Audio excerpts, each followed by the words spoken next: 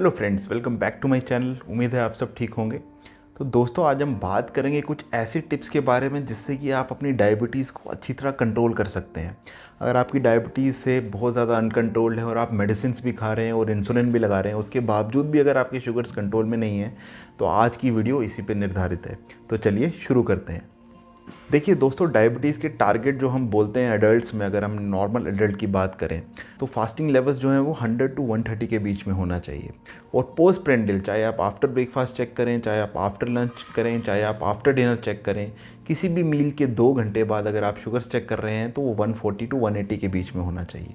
वहीं अगर हम 3 महीने वाली शुगर की बात करें तो 3 महीने की शुगर, जिसको हम HbA1c बोलते हैं, तो दोस्तों उसका लेवल होना चाहिए 7 से कम। ये जनरल पॉपुलेशन की एक जनरल बात कर रहा हूँ मैं। ये कट ऑफ्स डिफ़र करते हैं। बच्चों में हम कुछ और कट ऑफ लेते हैं, अडल्ट्स जो बूढ़े हैं उनमें कुछ और कट ऑफ लेते हैं, प्रेगनेंसी में कुछ और कट ऑफ्स होते हैं। तो हम स्पेशल सिचुएशंस की बात नहीं कर रहे हैं, हम एक नॉर्मल एडल्ट की बात कर रहे हैं, उनमें ये कट ऑफ्स होने चाहिए। तो दोस्तों, अगर आपका शुगर्स इतने लेवल पे नहीं आ रहा है और काफ़ी देर से बढ़ा हुआ आ रहा है, तो आपको कुछ ऐसे टिप्स फॉलो करने पड़ेंगे जिससे कि आपकी शुगर्स लेवल कंट्रोल में आनी शुरू हो जाए। तो दोस्तों, सबसे पहले टिप आती है एक्सरसाइज। आप डेली फिजिकल एक्टिविटी कीजिए। फिजिकल एक्टिविटी वो किसी भी फॉर्म में हो, चाहे वॉकिंग में हो, चाहे रनिंग में हो, चाहे स्विमिंग में हो, चाहे आप जिम जा रहे हैं या ट्रेडमिल पे भाग रहे हैं, सारी फिजिकल एक्टिविटी ऑलमोस्ट बराबर पाई गई है डायबिटीज़ के कंट्रोल में। काफ़ी ज़्यादा स्टडीज़ हो चुकी हैं इस बारे में और सभी ने ये पाया है कि अगर आप हफ्ते में 5 दिन भी कम से कम 30 मिनट से 45 मिनट तक अगर आप फिजिकल एक्टिविटी कर रहे हैं, खाली 5 दिन हफ्ते के, तो आपको डायबिटीज़ कंट्रोल करने में काफ़ी हेल्प मिलने वाली है। अक्सर हम डायबिटीज़ के पेशेंट्स में देखते हैं, स्पेशली अगर आप टाइप 2 डायबिटीज़ की बात करेंगे, तो उनका वेट काफ़ी ज़्यादा होता है। अब वज़न ज़्यादा होने के कारण मैक्सिमम पेशेंट्स में उनको घुटने की तकलीफ़ होती है, कईयों के एंकल में आर्थराइटिस की प्रॉब्लम होती है। इस कारण उन्हें वॉक करने में काफ़ी प्रॉब्लम होती है। लेकिन उनके लिए भी मेरा यही सजेशन है कि आपकी बॉडी जितना भी परमिट कर रही है, चाहे वो 15 मिनट कर रही है, चाहे 20 मिनट कर रही है, चाहे आप 500 मीटर ही चल पा रहे हैं, लेकिन आप वॉक ज़रूर करें। दूसरी टिप है दोस्तों डाइट। आप अपनी डाइट में से जो कार्बोहाइड्रेट है वो काफ़ी कम कर लीजिए दोस्तों। इंडिया में ये देखा गया है कि कार्बोहाइड्रेट कंजम्पशन काफ़ी ज़्यादा है। इस कारण जो पीपी शुगर है, यानी कि पोस्ट प्रेंडिल शुगर है, वो काफ़ी बढ़ी हुई आती है हमारी। तो इसलिए आपको अपनी डाइट में से जो हाई डेंस कैलोरी वाले फूड्स हैं उनको आपको रिस्ट्रिक्ट करना है। अभी कौन कौन से फूड हैं दोस्तों? सबसे पहले आता है फ्री कार्बोहाइड्रेट। फ्री कार्बोहाइड्रेट यानी कि चीनी हो गई, शक्कर हो गया, गुड़ हो गया, आपके जूस हो गए, कोल्ड ड्रिंक हो गए, आइसक्रीम हो गए, ये सब। इनको आपको बहुत ही रिस्ट्रिक्ट करना है दोस्तों। अगर आप खाएं भी तो 2 हफ्ते में या 3 हफ्ते में एक बार आप, वो भी अगर आपको मिठाई खाने का मन कर रहा है तो आप 1 पीस ले लीजिए। लेकिन उसके साथ आप ये भी ध्यान रखिए कि जब भी आप ये फ्री कार्बोहाइड्रेट कंज्यूम कर रहे हैं तो आपका जो रेगुलर मील है उसका इंटेक आपको काफ़ी कम कर देना है, ताकि शुगर्स बैलेंस में रहे। तो अगर आप फ्री कार्बोहाइड्रेट अपनी डाइट में से पूरी तरह एक्सक्लूड कर देते हैं दोस्तों, तो आपकी शुगर्स लेवल काफ़ी जल्दी कंट्रोल में आ जाते हैं। इसके साथ साथ दोस्तों ट्रांस फैट्स और सैचुरेटेड फैट्स भी आपको कम करने हैं। अब दोस्तों, ट्रांस फैट्स और सैचुरेटेड फैट्स दोनों ही हमारी बॉडी के लिए काफ़ी हानिकारक माने गए हैं। ये काफ़ी सालों की स्टडीज़ से हमें पता लगा है कि ये काफ़ी डैमेजिंग होती है हमारी बॉडी को और इनसे हार्ट अटैक का भी रिस्क काफ़ी ज़्यादा बढ़ता है। अब ट्रांस फैट्स किस में हैं? ट्रांस फैट्स हैं जो आप स्ट्रीट फूड खाते हैं, जो आप जंक फूड हो या फास्ट फूड कंज्यूम करते हैं, जैसे कि टिक्की हो गया, बर्गर हो गया, समोसे हो गए या मोमो हो गए। इन सब में दोस्तों ट्रांस फैट्स काफ़ी अत्यधिक मात्रा में होते हैं। वहीं अगर हम सैचुरेटेड फैट्स की बात करें तो सैचुरेटेड फैट्स आपके घी में होते हैं, बटर में होते हैं। ये दोनों टाइप के ही फैट्स आपकी बॉडी के लिए बहुत डैमेजिंग है। इससे आपकी डायबिटीज़ भी अनकंट्रोल्ड होगी, आपका बीपी भी वर्स होगा और आपको हार्ट अटैक आने के चांसेस भी काफ़ी ज़्यादा रहेंगे। तो ट्रांस फैट्स और सैचुरेटेड फैट्स को अपनी डाइट में काफ़ी कम करना है आपको। अगली चीज़ आपको करनी है दोस्तों, अपनी डाइट में आप हरी पत्तियों की जो सब्जियां होती हैं वो ज़्यादा इंक्लूड करें। आप अपनी डाइट में फ्रूट ज़्यादा लें, सैलेड ज़्यादा इंक्लूड करें, क्योंकि इन चीज़ों में फाइबर कंटेंट काफ़ी ज़्यादा होता है और आपके शुगर्स लेवल भी उतना स्पाइक नहीं करते हैं जितना अगर आप कोई कार्बोहाइड्रेट रिच फूड कंज्यूम करेंगे तो इसलिए हरी पत्तेदार सब्जियां, सैलेड ज़्यादा लीजिए। फ्रूट्स के आप 2 फ्रूट, जैसे कि मैंने पहले भी वीडियोस में आपको बताया, अगर आपने नहीं देखी है वीडियो तो वो आप देख सकते हैं कि कौन कौन सा फ्रूट आपको कंज्यूम करना चाहिए। फ्रूट्स का कंजम्पशन करने से आपको एक हेल्दी बैलेंस मिलता है दोस्तों, न्यूट्रिएंट्स में, कार्बोहाइड्रेट्स में, विटामिन्स में, मिनरल्स में और फाइबर्स में। तो इसलिए fruits consumption is always beneficial, specially diabetes के केस में।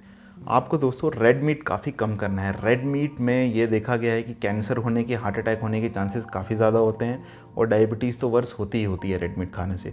तो पॉर्क हो गया या मटन हो गया, ये आपको बहुत ही कम क्वांटिटी में कंज्यूम करना है। इसके साथ ही दोस्तों आप अपने डिनर को ऑलमोस्ट हाफ़ कर लीजिए। सपोज़ अगर आप 3 चपाती खा रहे हैं या 2 चपाती खा रहे हैं और आपका शुगर लेवल बिल्कुल कम नहीं हो रहे हैं in spite of taking insulin और आप मल्टीपल मेडिकेशन ले रहे हैं, आप अपनी डिनर की क्वांटिटी दोस्तों पहले हाफ़ कर दीजिए। अगर आप 2 चपाती ले रहे हैं तो 1 कर दीजिए, अगर आप 1 ले रहे हैं तो आधी चपाती खाइए, उसके साथ सैलेड ज़्यादा खाइए जिससे कि आपको भूख का अनुभव कम हो और आपकी डायबिटीज़ इससे कंट्रोल में आएगी, क्योंकि सैलेड्स में फाइबर बहुत ज़्यादा होता है और उससे शुगर्स लेवल बिल्कुल स्पाइक नहीं करते हैं। अगर आप सैलेड नहीं खा पा रहे हैं, कईयों को कच्ची सब्जियां जैसे कि गाजर खाने में काफ़ी ज़्यादा पेट में ब्लोटिंग होती है, कईयों को गैस बनती है, तो उस केस में आप स्टीम्ड वेजिटेबल्स भी ले सकते हैं। इसके साथ साथ ही दोस्तों आपको अपने स्ट्रेस लेवल को मैनेज करना है। आप योगा कर सकते हैं, आप मेडिटेशन ट्राई कर सकते हैं जिससे कि स्ट्रेस लेवल्स आपके कम हो। ये डायरेक्टली देखा गया है कि जितनी ज़्यादा स्ट्रेस होती है, चाहे वो फिजिकल स्ट्रेस हो चाहे वो मेंटल स्ट्रेस हो, उसमें डायबिटीज़ ज़्यादा वर्स होती है।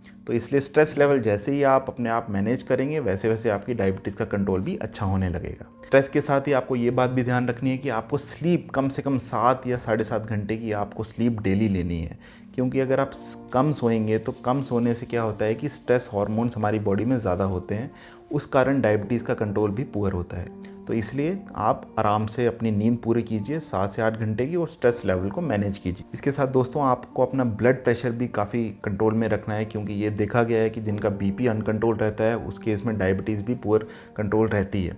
तो बीपी की मेडिसिन जैसे कि डॉक्टर ने प्रिस्क्राइब की है वैसे लीजिए। आप बिना मतलब कि ऐसे नहीं करना है कि जब आपको बीपी लगे तभी खानी है। अक्सर डायबिटीज़ के पेशेंट्स में बीपी भी होता है और ब्लड प्रेशर अनकंट्रोल की वजह से भी डायबिटीज़ वर्स होती है।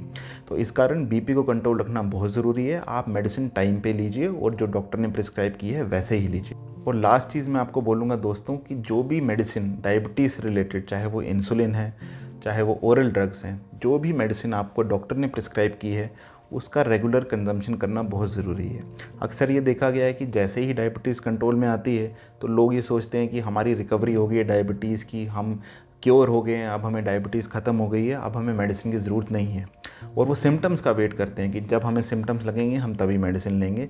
ऐसा नहीं है दोस्तों, most of the times type 2 diabetes asymptomatic बीमारी होती है। मैक्सिमम टाइम इसके सिम्टम नहीं आते हैं और सिम्टम आने के लिए कम से कम शुगर लेवल 300, 350 या 400 होने चाहिए। अगर 200 या 210 आपका फास्टिंग आ रहा है तो इतने सिम्टम्स आपको नहीं होंगे। तो इसलिए सिम्टम बेस्ड ट्रीटमेंट नहीं लेना है। आपके डॉक्टर ने अगर कोई मेडिसिन प्रिस्क्राइब की है या इंसुलिन प्रिस्क्राइब की है तो उसका आपको रेगुलर कंजम्पशन करना है। बिना डॉक्टर की एडवाइस के मेडिसिन की डोज को या इंसुलिन की डोज को खुद एडजस्ट नहीं करना है। और एक फाइनल बात दोस्तों, नियमित तौर पे अपने ब्लड टेस्ट ज़रूर कराते रहिए। आप टेस्ट कौन कौन से आप करा सकते हैं?